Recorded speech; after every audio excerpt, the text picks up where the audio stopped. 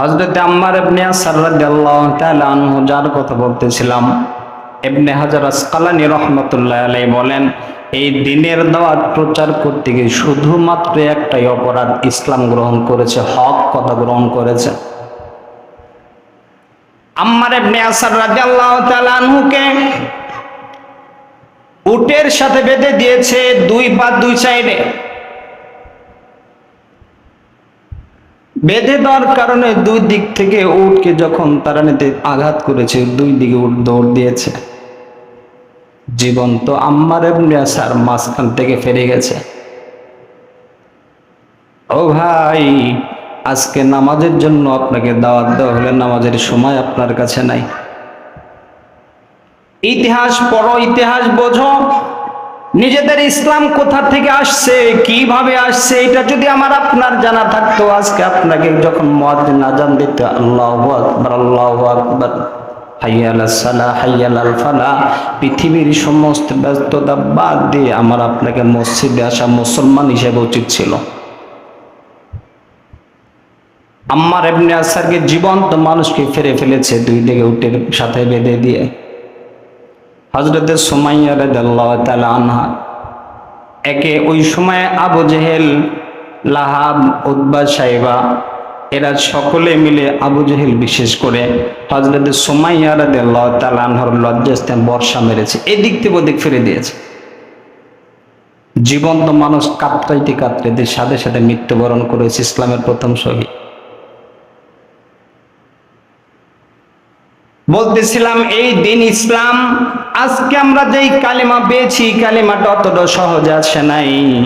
এই কষ্ট যারা সহ্য করেছে, এদের প্রত্যেকের জন্যই কিয়ামতের ময়দানে দুনিয়ার থেকে আল্লাহ তাআলা জান্নাতের সুসংবাদ দিয়েছেন। সুবহানাল্লাহ। আল্লাহর পয়গম্বর বলেন, উম্মত,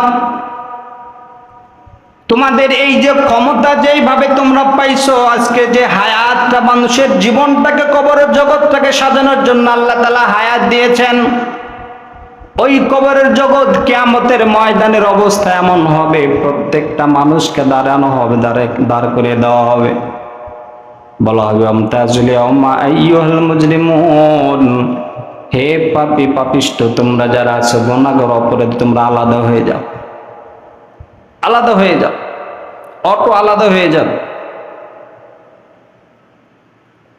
আব্দুল কাদের জিলানী রাহমাতুল্লাহি আলাইহি বলেন, চোখের পানি আমি কোন সময় রাত্রি জাগরণ করা ছাড়া থাকতে পারতাম না, সারা রাত জাগরণ করে ইবাদত করতাম। খাজা মঈনুদ্দিন চিশতি রাহমাতুল্লাহি আলাইহি সারা রাত জাগ্রত করে ইবাদত করতেন। আশরাফ আলী থানভী রাহমাতুল্লাহি ইতিহাস, ইমাম আবু হানিফা রাহমাতুল্লাহি আলাইহি ইতিহাস, শাফি রাহমাতুল্লাহি আলাইহি ইতিহাস পড়বেন। কেন আপনারা ঘুমান না? বলে ঘুমায় নাই এই কারণে, পৃথিবীর মানুষগুলো যেইভাবে গুনার দিকে ধাবিত হচ্ছে, এদেরকে তো দিনের কথা প্রচার বোঝানোর জন্য কাউকে দরকার। সবাই যদি ঘুমায় যায়, এদেরকে বোঝাবে কে? রাত্রি জাগরণ করে মালিকের সাথে কথা বলে এবং উম্মতের ফিকিরে ভাবি, আব্দুল কাদের জিলানী রাহমাতুল্লাহি আলাইহি আল্লাহর কাছে দোয়া করতেন, মালিক जन्नत दोज़ख से या रब क्या करूं, अर्जू है मैं तुझे देखा करूं। মালিক, জান্নাত জাহান্নামের আমার দরকার নাই, আমার তো দরকার তোমাকে। তোমাকে পাইতে গিয়ে যদি আমি আব্দুল কাদেরকে জাহান্নামের আগুনেও জ্বলতে হয়, আমি জাহান্নামের আগুনেও জ্বলতে রাজি, তবে শর্ত হলো জাহান্নামে আমাকে আপনার সাথে থাকতে হবে। এত কষ্ট, এত সাধনার কারণে ইসলাম পেয়েছি আমরা। আল্লাহ রাসূলের সুন্নাত আমাদের জীবনে নাই।